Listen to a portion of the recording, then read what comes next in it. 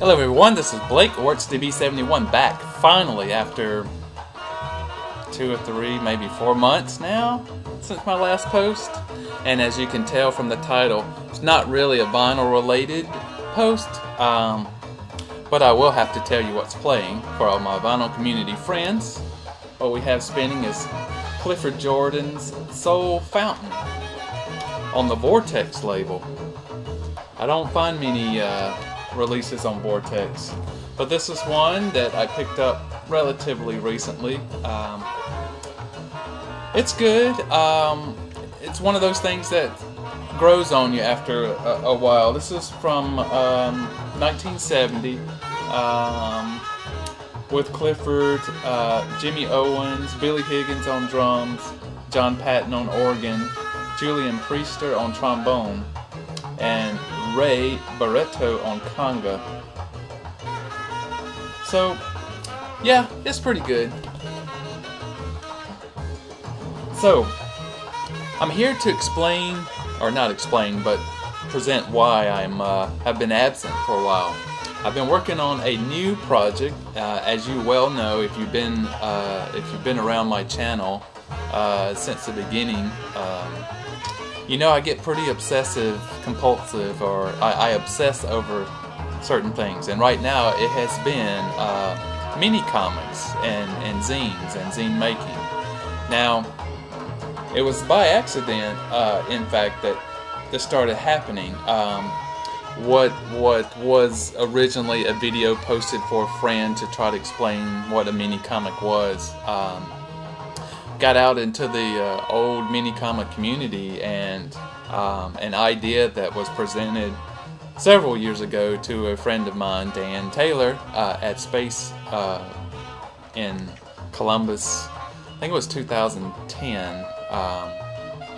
Talking about maybe recreating a newsletter, blah blah blah, and he said, well, it sounds like a great idea for you to do, and so I kind of pushed it off to the side because at that point I really didn't have enough kahunas to try something like this, and I did not have enough contacts. Well, after the response to some of those mini comics videos, I just kind of got asked by the community to do something, and so I started, and I'm going to show you what that is.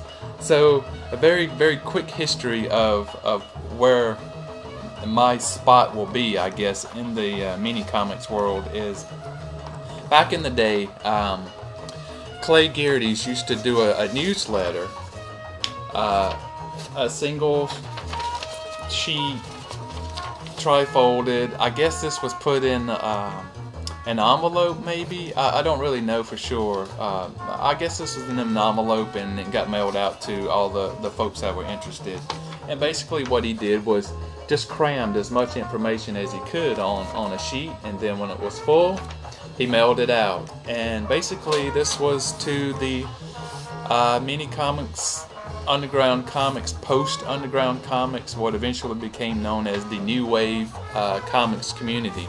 Now, I got several examples to show you. It's another one. These are from 1977, so probably before a lot of you were born. And I have another one, also 1977.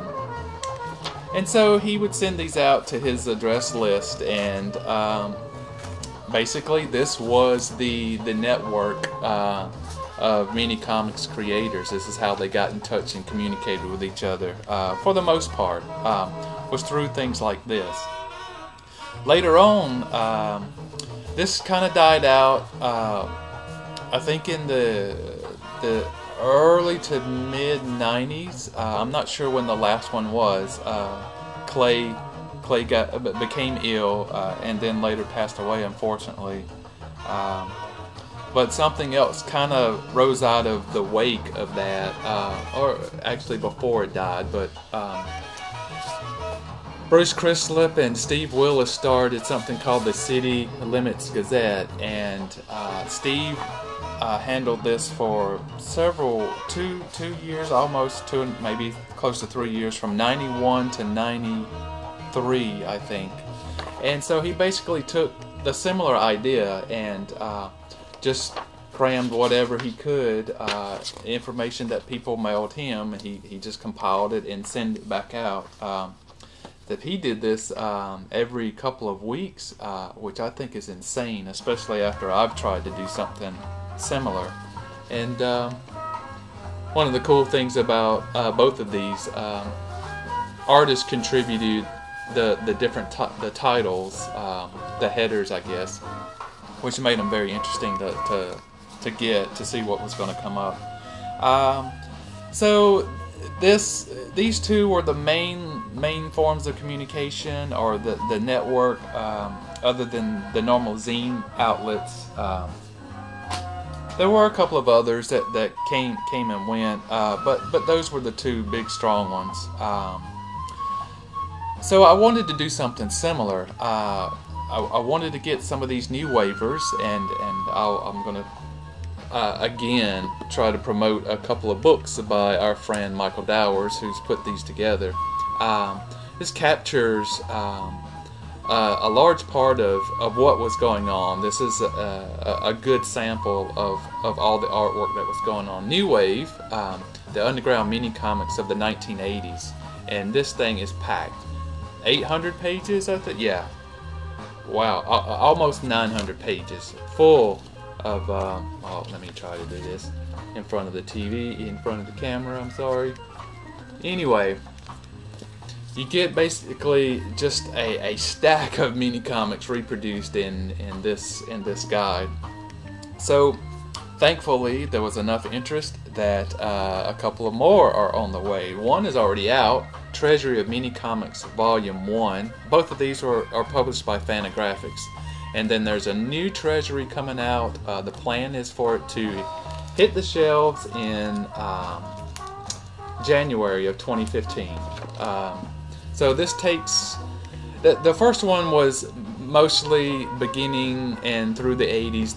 This kind of captures a lot of that. There was some of the beginning and all the way through the 90s as well, and maybe even in the thousands. Yeah, in 2000s as well. So this, then Volume 2 is coming out, like I said, in 2015. So if you have any interest at all, you definitely want to pick these up, because as I said, this gives you a very good idea of what was going on at the time, and gets you familiar with a lot of the names of people that were doing this type of mini comics work during those periods. So again, I wanted to just flash some things. Mini comics, I mean, they're still being done today. This is a very relatively recent one from Dan Taylor, Time Warp Comics #1, featuring Voitko, Jim Valentino, yes, of the Image fame. He did and probably still does some mini comics, and Mike Roden, who unfortunately is no longer with us, but he's artists that are represented to him here. Here's Jim Sergey, Nart again relatively recent, and here are a few older ones. Steve Willis's Morty Comics, Tom Motley's Es Brilling War, very, very interesting stuff there. Matt Feazell of Cynical Man fame, Spud and Ernie #1, and here's a Mike Roden piece, Indian Spirits. Good representation of what was going on in the 80s and even today. Some of these artists are still producing, and so that's going to get me to where I am.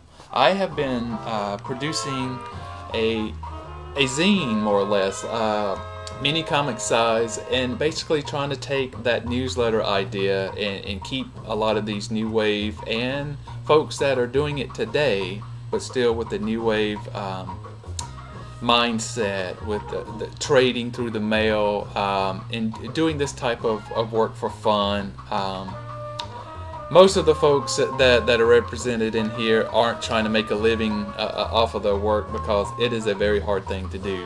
So issue #1 came out in March, 40 pages, featuring an interview with Dan W. Taylor, the man himself, the guy that kind of got me started on this idea. So that's issue number 1. Then got a dear friend, Andy Nukes, interviewed here in issue number 2. Came out in April, just in time for the Space 2014 show. The interview for both of these were done by yet another stalwart of the mini comics community, Richard Krause. Public shout out, thank you RK for all of the help. So that was issue number 2. Issue number 3, we did something a little bit different.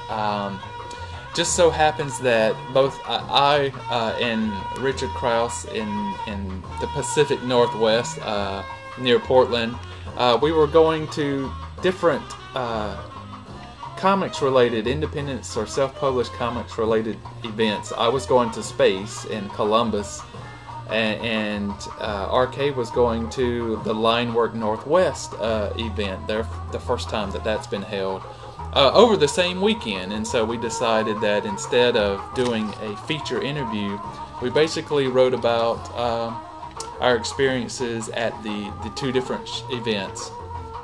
And the cover provided by Mr. Michael Nino himself. So issue number 3, good stuff there. Then we get into some crazy stuff. Issue number 4, Bob X. Very exciting thing happened. We were working on the interview, and a bunch of coincidences that I explained here in the beginning got us to a preview of Bob X's Horrible Ugly Monster set, a card set probably 20-25 years in the making. Finally is beginning to see light. You can read about it here in copy this number 4. And then the last one, which just got sent out last week, is number 5, featuring featuring an interview with Tom Brinkman, eye candy extraordinaire, and he did 2 covers for this, so we got copied this front and back. And with issue number 5, we also featured a brand new mini comic from Tom, Squint number 3, Eye Candy Kicks for Moderns. So get that inside issue number 5. So this is where I've been. This has taken quite a lot of my free time to do this, but it's a passion of love, of course, and you know I'm close to being a perfectionist, so I want this to look and feel as nice as I possibly can. And given my practically inexperience with desktop publishing, I'm doing the best I can with simple word processing and paint, of all things, to try to get some of these graphics and things lined up in these articles and information, news updates on folks, etc., etc. So basically, what comes with these, the format has been up to this point a feature interview, and then news and updates that folks have been sending me that I will basically consolidate and send back out to the community. So if Brad Foster has something new coming out, or Bob Voitko has something new coming out, I'll let the rest of the community know about it, so the trades can happen and things of that nature. So that's where I've been, working on mini comic zines called Copy This. And the goal really is to keep the new wave and like-minded mini comics creators and traders communicating with each other in a format that's you know, true to the form, on paper, mini comic size, and surprisingly, through your mailbox. So you're not going to find a copy this website, at least not anytime in the near future. Number one, mainly because I'm not interested in going there.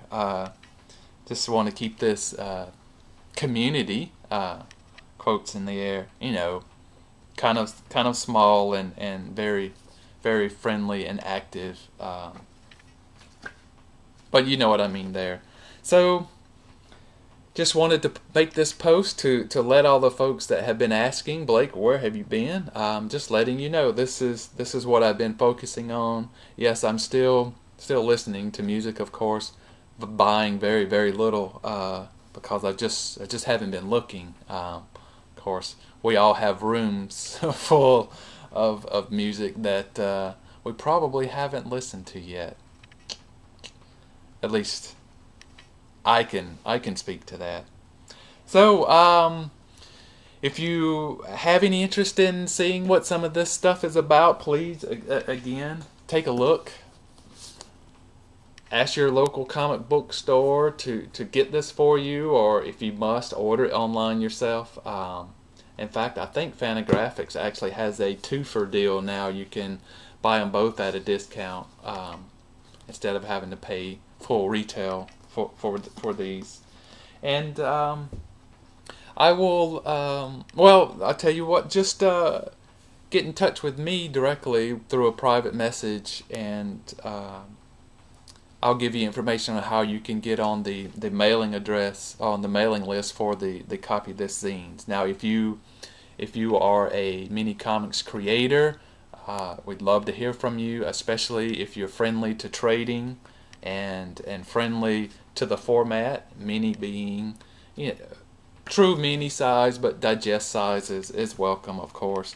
And if you are an old time new waver or traded with some of these guys, please get in touch with me. I don't have addresses for quite a few people that we are hunting addresses for, and you know, maybe this is your first view into seeing that this is happening. So please do get in touch with me, and I will get back in touch with you very quickly. So again, shout out to everybody. Thanks for the concern and for asking about me. I probably haven't disappeared forever, but just know that my obsessive compulsiveness has led me to this community for a while. So take care, everyone, and keep making your videos. I'm still watching. There's always time for that. Take care. Bye-bye.